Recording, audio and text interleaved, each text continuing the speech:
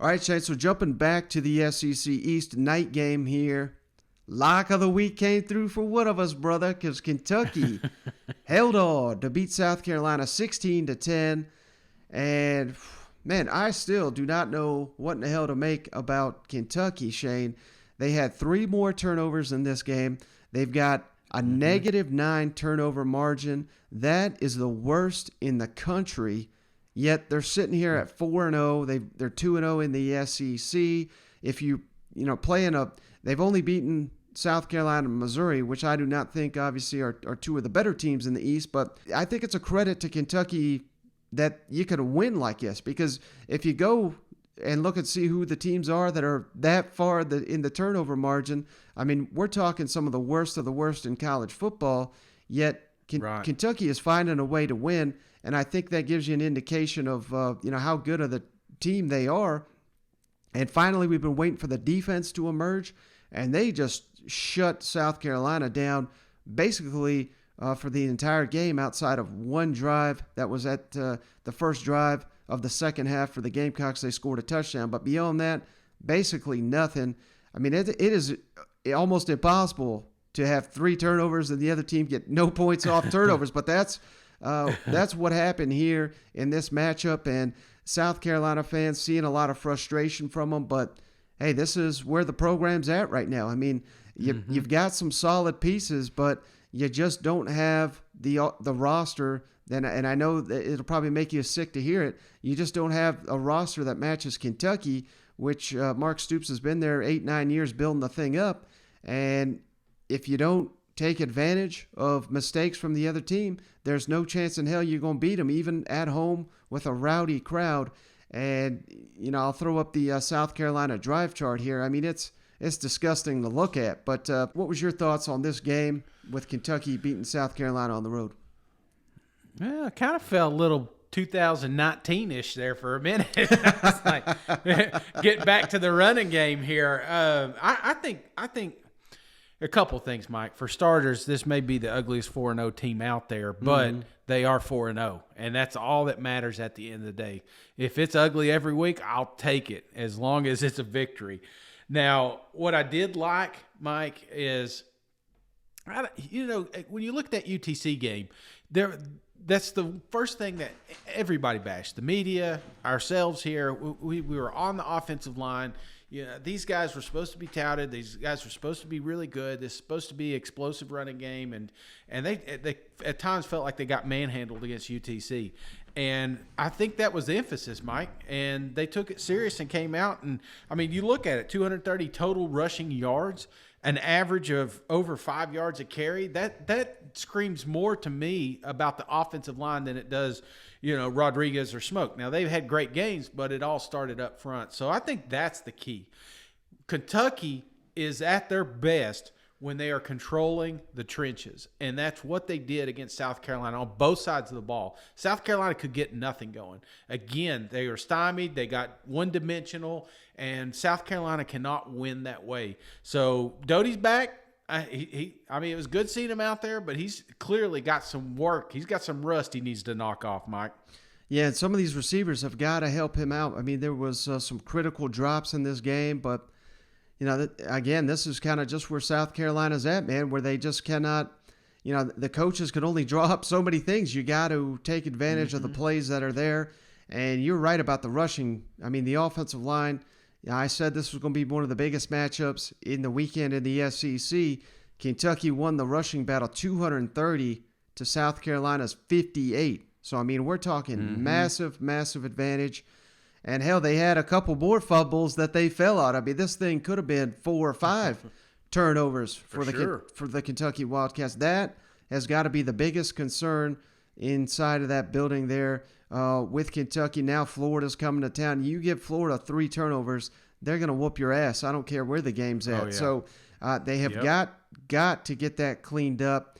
And South Carolina, it's not all doom and gloom. I mean, I think this defense is playing their guts out, Shane. I mean, they're swarming to the ball. They're forcing all these turnovers. They're giving their offense every opportunity to make these ball games. But at this point, they're just not doing it. And it's like you said, Luke Doty, I was saying all off season that I need to see it from him, and I'm still not technically, I'm not sitting here saying he's some great quarterback, but I don't think he's that bad. I think it's like you said. I mean, hell, he missed a lot of training camp. He missed a couple games of the season.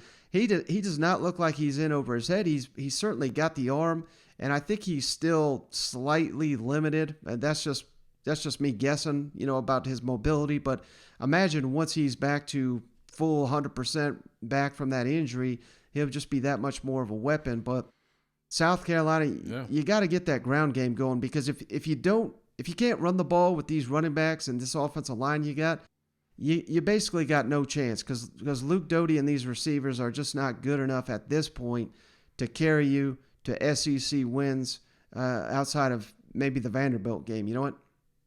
Well, and that's the thing, Mike. I get the running backs, but you got to have passing attack. If you're not, you're going to load up the box. I don't care how good you are. Harris is just not going to get it done. So that's my big one, is becoming two-dimensional. Doty, obviously, if he would have started week 1, this may have been a different outcome.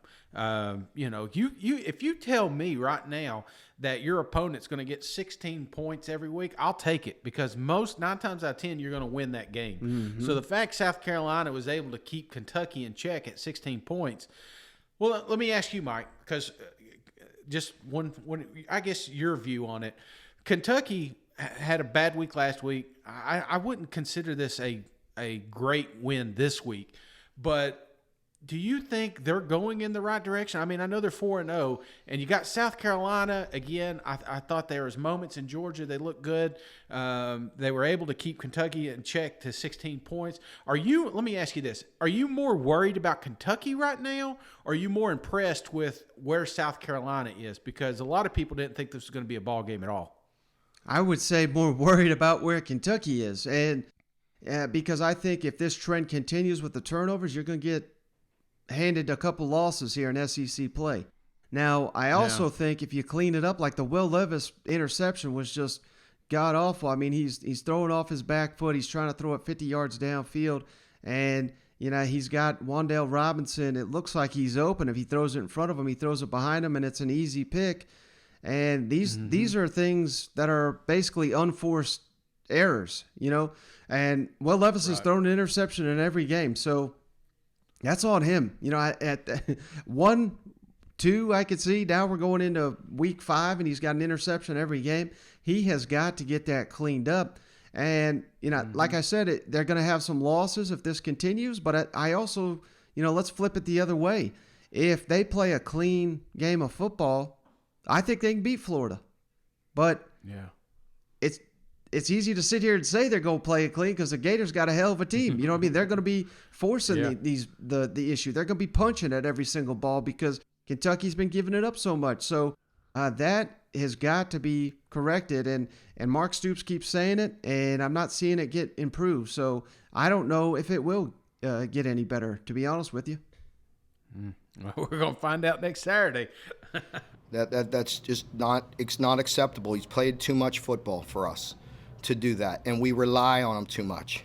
And at the end of the game, I wanted him back in there, and I count on him.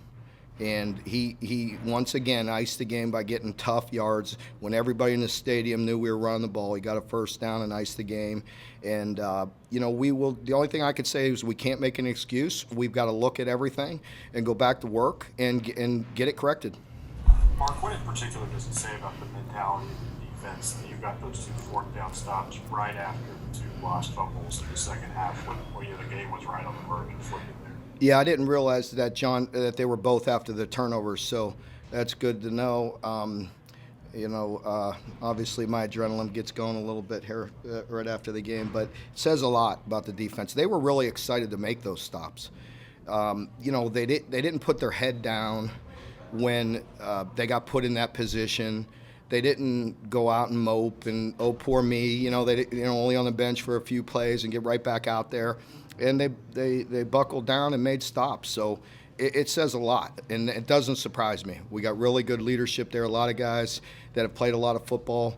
They're getting in better and better shape as the year goes on. I mean, I felt like we've been strong all year, but, as I said, we got to continue to bring along some young guys and get some depth going. But they really played their hearts out today. I mean, they gave up 216 total yards, so they have some explosive playmakers, so that's a pretty great job. You almost feel like you're defying the odds a little bit with where the turnovers have been. I mean, Yeah. It's definitely got to be a point of emphasis for us, yes. I mean, I'm not happy about it, that's for sure. We've got to get it corrected. Again, there's really no excuses. We got to do a better job, and we got to get back at it. Hey, Shane, thanks for doing this. Not to sound like a broken record, but offensively, what's the main problems, and what are you guys going to have to look at over this next week? I don't know.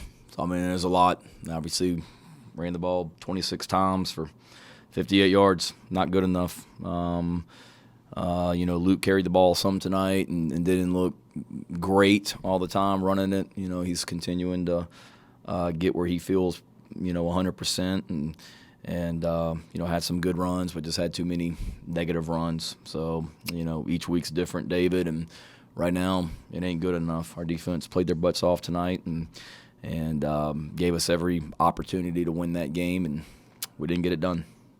Yeah, Shane, you mentioned on your teleconference last week you want to be aggressive. What went into the decision there to go on those 2 4th downs on back-to-back possessions, and what did you see on both of those plays? The first one, I think what was it, 13-6, I think, or whatever it was at that time. If I'm not mistaken.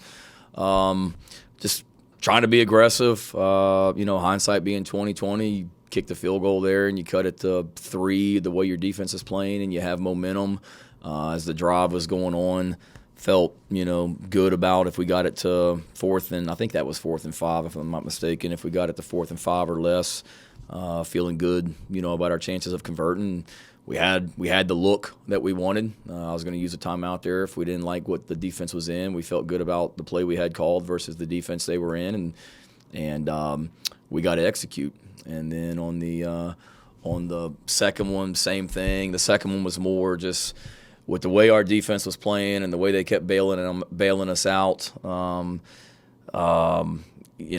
never flinched thinking about our defense, but I didn't want to keep putting them and keep asking them to get stop after stop after stop. At some point, we got to convert a freaking 4th down or 3rd down and get a freaking 1st down and help our defense and score touchdowns. And that's what I was trying to do. Shane, kind of to that a little bit. It seemed like Luke definitely settled in a little bit more as the game got on. I mean, were you seeing that same thing? And I guess just with him, what's maybe the next progression? How much of it is just him getting back and knocking off the rust? And at least what were you seeing from him tonight? No, I thought he did a good job. He was poised and was able to communicate between series well. And with him, I mean, I wouldn't just say, yeah, the rust, but I'm not making excuses for Luke. Let's not act like Luke's some 4-year starter either. I think he's started his 3rd career game ever as a college quarterback tonight. So, yes, I know he started some games down the stretch. It's his 2nd year as a college football player, and it's his 1st start of the season and his 3rd start ever as a Gamecock. Does he need to play better? Yes, but, I mean, Luke gave us a chance to win tonight, 17-25 and 158 yards and ran the ball enough to keep teams honest. He's got to continue to get healthy. He's got to get more and more comfortable and knock that rust off, and then he's just got to continue to grow and mature as a quarterback, which he will. I mean,